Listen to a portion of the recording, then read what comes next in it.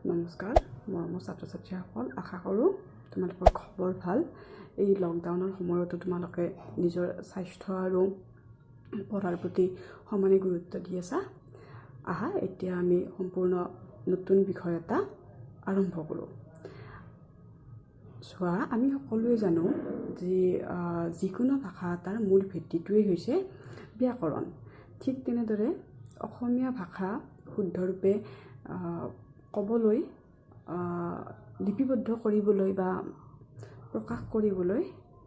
থকা নীতি নিৰ্দেশনাৰ সমষ্টিকেই আমি অসমীয়া ব্যাকৰণ বুলি কওঁ এই অসমীয়া ব্যাকৰণ সম্পৰ্কে বিখ্যাত লিখক সত্যনাথ বৰাদেৱে কৈছে যে যি পুথি পঢ়িলে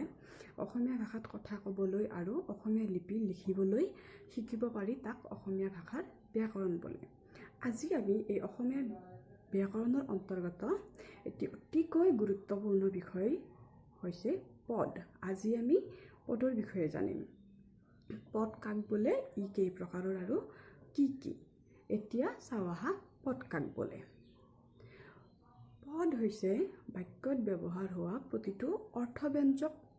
শব্দকে আমি পদ বুলি কওঁ মানে বাক্যত ব্যৱহাৰ হোৱা প্ৰতিটো অৰ্থব্যঞ্জক শব্দ আৰু সেই শব্দবোৰকে আমি কি বুলি কওঁ পদ বুলি কওঁ আৰু এই পদ কেই প্ৰকাৰৰ এই পদ হৈছে 5 প্ৰকাৰৰ সেই কেইবিধ ক্ৰমে হ'ল বিশেষ্য পদ বিশেষণ পদ সৰ্বনাম পদ